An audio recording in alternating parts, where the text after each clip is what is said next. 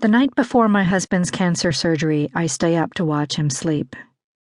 In the featureless hotel room, I think of our first meeting, our college breakup, our marriage, our honeymoon, our reunions, our children's births. We have been married for 23 years. I have been a child and a woman with this man. To imagine his death is to imagine the end of myself. I cannot know this loss. Instead, I will us to live with a kind of fierce presence I've never before achieved. I watch, I wait, I witness. By 5 a.m., he's signing paperwork and I'm sipping stale coffee in the hospital lobby. Every room has a television. Every television resounds with a cheery morning news show. He's moved to pre-op. He goes in to change into his hospital gown. Soon a nurse calls my name and hands me a large white plastic bag marked Personal Belongings.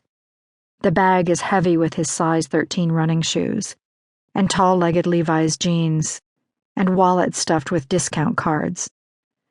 I don't want to be left holding this dismal bag in the fluorescent waiting room with the televisions blaring Montel Williams and Judge Judy in a bizarre symphony while I clasp the last of his scent.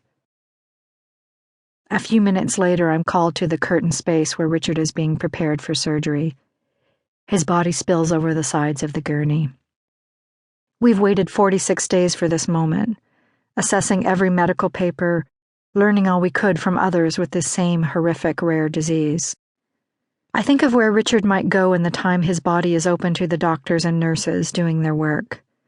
I hope he'll be in a dream, like the ones he has about running and flying and climbing, and not like the ones I have, which are about the end of the world. His long, summer-tan legs stretch from beneath a mint-green gown. A drip is flowing into his arm. He's suddenly scared. I stare straight into his eyes, steady, smiling, subdued. "You're going to be okay," I lie. "You need to say goodbye," says the nurse. I kiss him like we aren't being watched. A tear descends across his cheekbone.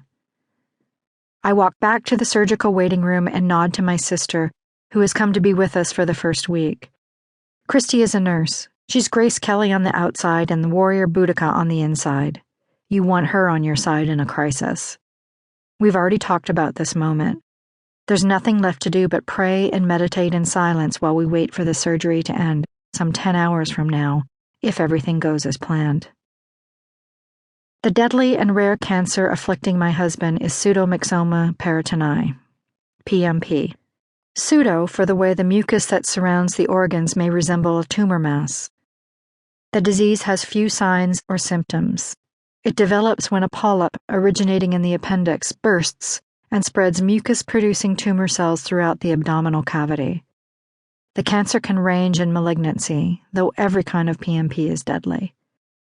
Gelatin-like mucin is produced in the abdominal cavity in such large quantities that it squeezes the life out of the vital organs. They call this cancer jelly belly. We were not fooled by the cute name. The mucus, gelatinous ascites, that stuck to Richard's insides caused more than a midlife paunch. PMP is fatal. To watch someone die from this disease is to witness the body starving itself to death. The mucus restricts the intestinal tract, and the tumor absorbs the body's nutrients, then finally results in bowel obstruction and wasting syndrome. This is Richard's second and potentially more lethal surgery. Richard has chosen an experimental and controversial treatment called cytoreduction with hypothermic intraperitoneal chemotherapy, HIPEC.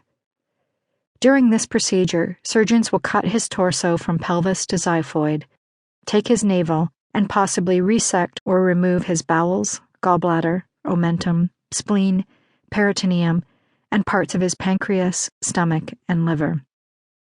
After the cancer has been scraped from his innards, the surgeons will pour toxic chemicals heated to 107 degrees into his body cavity. The aim of pouring the hot chemical solution is to kill off any remaining cancer cells, with minimal exposure to the rest of his body.